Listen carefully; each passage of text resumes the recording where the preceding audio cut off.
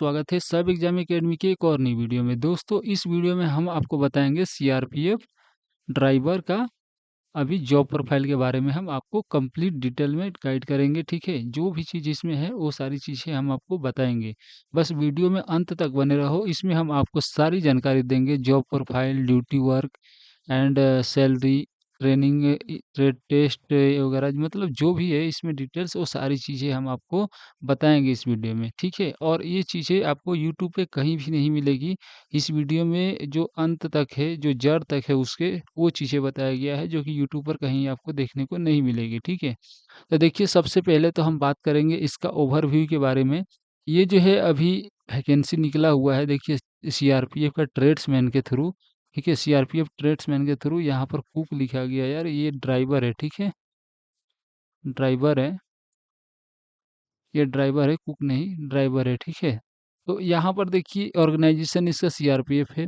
Post का name जो है यहाँ पे कुक, यहाँ पे बार बार आ रहा, ये है ड्राइवर। ठीक है, और यहाँ पर आप लोगों को रिक्वायरमेंट जो ईयर है आप लोगों का 2026 का अभी निकला हुआ है हाल ही में वैकेंसी, जिसका पीईटी पीएचडी के लिए डेट भी शायद आने वाला है। ठीक है, और यहाँ पर देखिए आपको टोटल वैकेंसी जो ड्राइवर में देखने को है 3176, जो कि इसमें सिर्फ और सिर्फ मेल कैंडिडेट के लिए है, इसमें कोई भी फीमेल कैंडिडेट नहीं है। ठीक है, और ये 2026 की वैकेंसी है। और पे लेवल इसका जो देखा जाए तो पे लेवल 3 है, और इसका सैलरी जो है बेसिक पे बनता है 21,700 से 69,100 रुपये तक यहाँ पर बनता है। ठीक है, और ये 7th सीपीसी मतलब 7वां पे कमीशन के अनुसार बनता है, और ये 8 सीपीसी लग जाएगा। ठीक है, तो ये इंक्रीज हो जाएगा। ठीक है, और क्या इसका सिलेक्शन का प्रोसेस क्या है? सबसे पहले अभी हाल ही के दिनों में अभी इसका मोड चेंज कर दिया गया है। सबसे पहले पीईटी पीएचडी जो कि फिजिकल होगा, उसके बाद में आपको सीबीटी होगा, उसके बाद में आपको ट्रेड टेस्ट लिया जाएगा, उसके बाद डीवी डॉक्यूमेंट वेरिफिकेशन, उसके बाद में आपका मेडिकल, और उसके बाद में मेरिट लिस्ट, फिर ट्रेनिंग। ठीक है, और उसके बाद में ज्वाइनिंग, बस यही है। उसके बाद में हम यहाँ पे समझेंगे ड्यूटी। देखो यहाँ पे ड्यूटी के हम कुछ लिखे नहीं है, लेकिन क्यों नहीं लिखे, क्योंकि हम ओरिजिनल चीज़ें जो बताएंगे जो ग्राउंड में एक्चुअल में होता है। ठीक है, तो ड्यूटी एक सीआरपीएफ के ड्राइवर का ड्यूटी क्या होता है? सबसे मेन काम क्या है? ड्राइवर को गाड़ी चलाना। ठीक है, तो यहाँ पर जो व्हीकल है, व्हीकल चलाना आपका ड्यूटी है। ठीक है, तो आपको गाड़ी चलाना ड्यूटी है, और गाड़ी कौन कौन सी आपको चलाने को मिलेगी। ठीक है, तो आपकी ड्यूटी में मेन जो काम है गाड़ी चलाना, चाहे फोर व्हीलर से लेकर के, ठीक है, फोर व्हीलर से लेकर के ट्रक और बस भी आपको चलाने को मिलेगा, बोलेरो चलाने को मिलेगा, छोटा छोटा भी गाड़ी देखने को मिलेगा। फोर व्हीलर से लेकर के ऊपर जितनी भी गाड़ियां हैं सीआरपीएफ में उपलब्ध, वो सारी गाड़ी आपको चलानी पड़ेगी। ठीक है, सेकेंडरी ड्यूटी क्या है? देखिए आप, जैसे कांस्टेबल, सिटी ड्राइवर जो होता है कांस्टेबल ही होता है।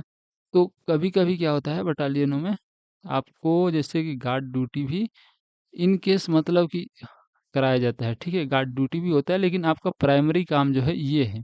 तो गार्ड ड्यूटी हमेशा नहीं होता है, कभी कभी अगर आपकी संख्या ज़्यादा है तब कराई जाती है, नहीं तो आप कंपनी में रहोगे। ठीक है, ठीक है, कंपनी में रहोगे चाहे पोस्ट पे रहोगे।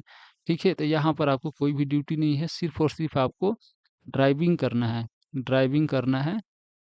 और हर काम में, जैसे ड्राइविंग किस लिए, अगर कहीं भी पार्टी ट्रूप्स जा रही है, ट्रूप्स ड्यूटी जा रही है, ठीक है, उस चाहे मान के चलिए कनवाई में जा रही है, चाहे मान के चलिए कहीं भी, माने आपको गवर्नमेंट के काम से जहाँ पर भी आदेश आएगा वहाँ पर जाना रहेगा। ठीक है, और ड्यूटी में मान के चलिए ऐसा नहीं है।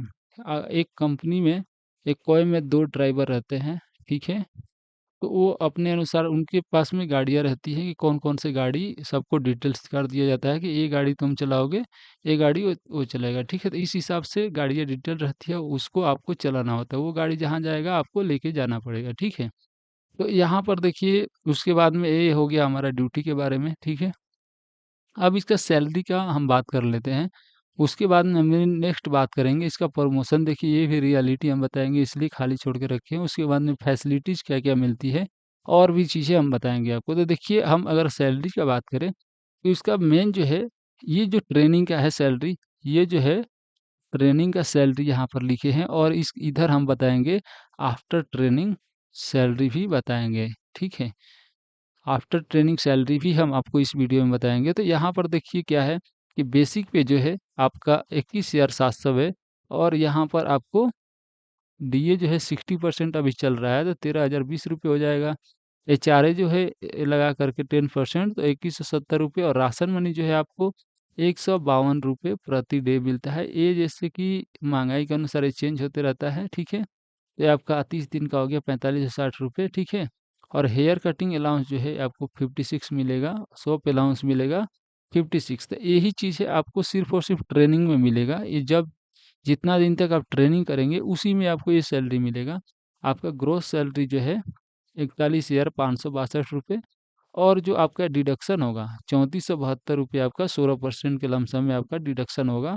ठीक है, तो ये आपका डिडक्शन होने के बाद में आपको फाइनल जो इन हैंड सैलरी जो आता है आपको कितना आएगा, 38,000 के लमसम में आपको सैलरी ट्रेनिंग में देखने को मिलेगा। ये ट्रेनिंग का है। ट्रेनिंग के बाद की मैं सैलरी बता देता हूँ। देखिए यहाँ पे क्या क्या प्लस होगा।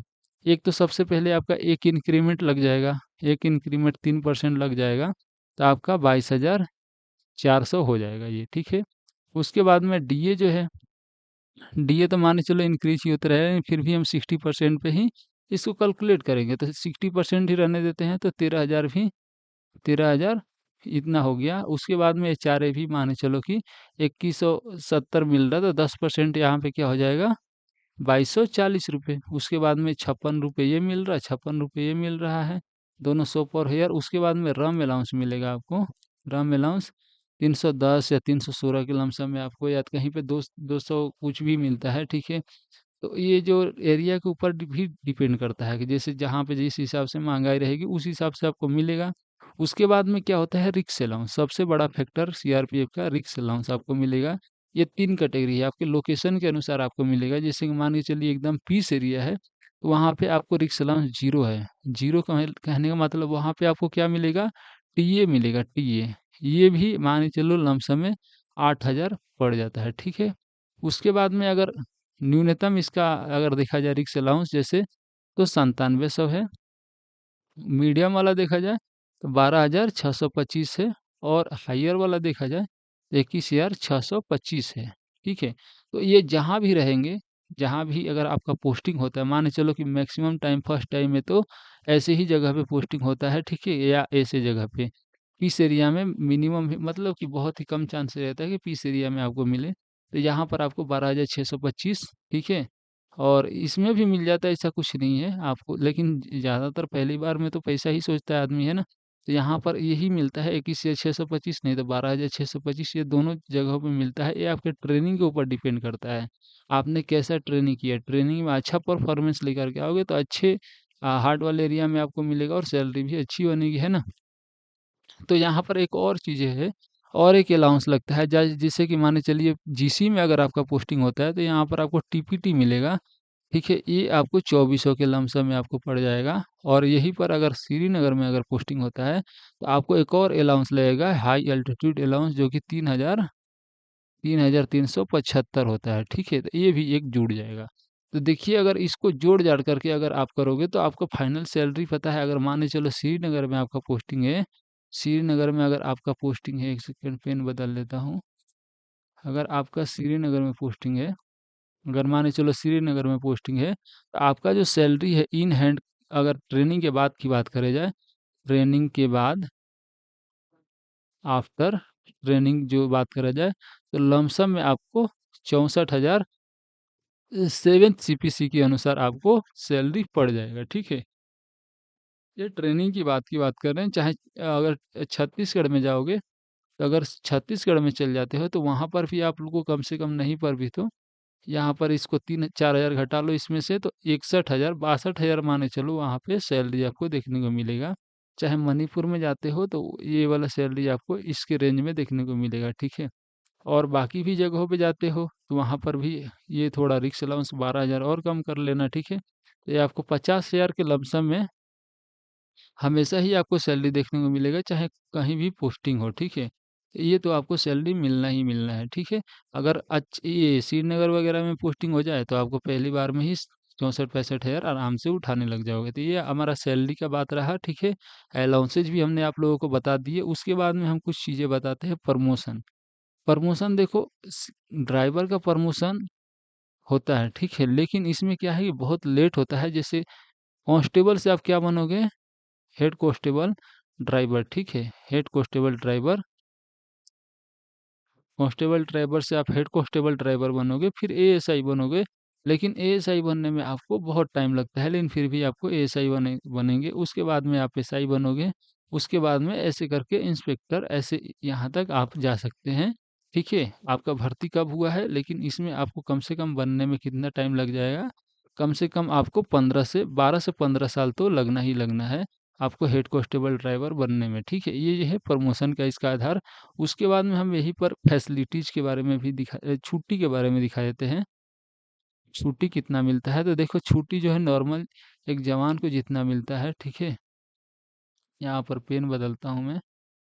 एक जवान को माने चलिए कि एक दो टाइप की छुट्टी होता है। ईएल होता है, ठीक है। ईएल होता है जो कि 75 दिन, ठीक है, 75 दिन। और सीएल जो होता है 15 दिन।